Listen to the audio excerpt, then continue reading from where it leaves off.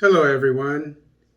Today is Thursday, February 17th, 2022. Kenya, Ethiopia to jointly fight terror at common borders.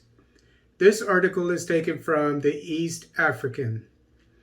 Ethiopia and Kenya have reached an agreement to jointly fight terror threats along their common borders, state affiliated Fana Broadcasting Corporation FBC reported on Tuesday. They signed an agreement to start the joint operation within a month to curb the reach of Somalia's al-Shabaab and Ethiopia's OLF-Shene designated terror groups.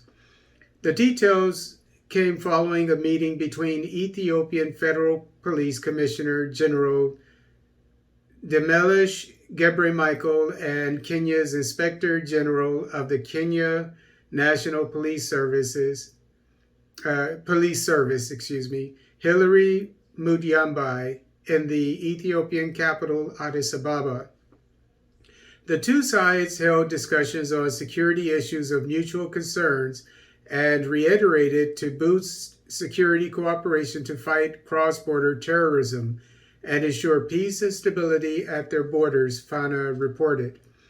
IG Mutyambai said Ethiopia and Kenya agreed to enhance cooperation in the exchange of information and help them ensure cross-border peace and security.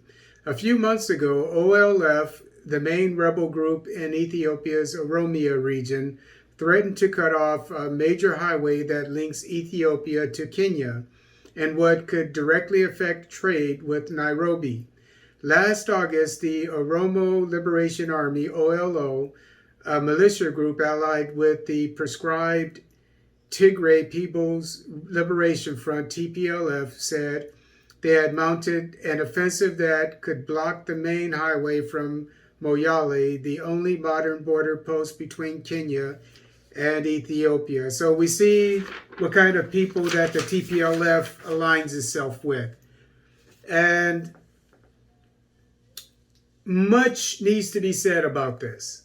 I think Kenya has recently made plans to collaborate with the Somali military with the same problem along their mutual border. Because in the last couple of weeks, I've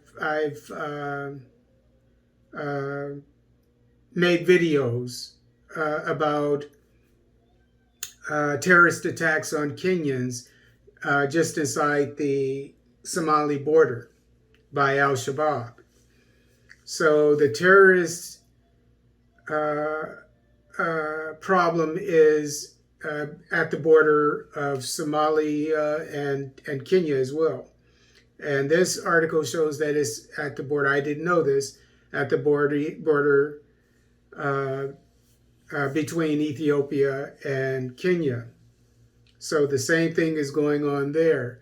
And whatever it is, the impression I got before and what I definitely get now is that it's to either disrupt trade, which is between the three countries. I thought it was just Somalia and Kenya, but now it's I understand it's Ethiopia and Kenya as well. But among to disrupt trade perhaps among the three different countries, or it may be to infiltrate some kind of way across the borders, because insurgencies are transnational organizations for the most part. Because if they make an attack somewhere, maybe they want to be able to hide in in a neighboring country, in a safe house or whatever the case may be. So perhaps it's that. But it also goes back to what I've been saying for years as a retired military police and as a security expert, that these countries that have peace or relative peace, like Kenya, There's not really an active insurgency in Kenya. I mean, it's there, but it's not reported about. It's not a threat like in DRC or Nigeria or Mali or CAR. These countries, especially a country like Kenya with a relatively large military with prime training from the British military, so it has a lot to offer to fight the insurgencies on the African continent.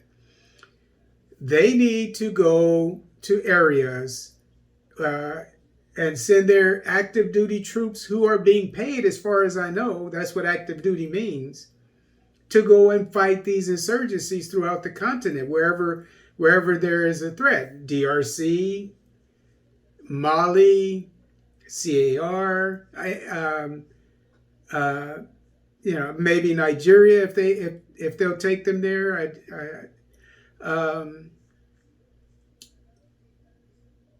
So I'm not saying that Kenya is not involved in peacekeeping missions or what have you, along with the UN or whoever it may be, even the AU. I'm not saying that. Maybe that is the case. But whatever it does, the Uhuru administration at present, in my humble opinion, the Kenyan military should be sent in robust numbers to wherever an insurgency is. Maybe one insurgency, maybe two, maybe three. Because as I said, there's a large active duty force in Kenya. Because eventually, while it's right now just at the border, that insurgency or those two insurgencies are going to make their way down to Nairobi eventually. And so better to nip it in the bud at the moment than to wait until it becomes a major problem. But and the same goes for countries like Angola that don't have an insurgency at all. Help out your African brothers. South Africa, I know South Africa, it has a very large military, I would imagine. It's helping out with Mozambique. Great. But I'm sure more could be done. What I am saying, and I'll say this right now and leave it alone. I mean, Botswana, perhaps Malawi. I know Malawi's a rather small country. Zambia, and I said Angola, the Republic of the Congo. And again, I know that some of these countries may have forces, but I'm talking about commit all of your active duty troops, because this is their moment. This is what they get paid for. Make them earn their pay. We need to send troops from countries that are at peace to areas that are facing insurgencies. And this is a good example of what I've been talking about for years.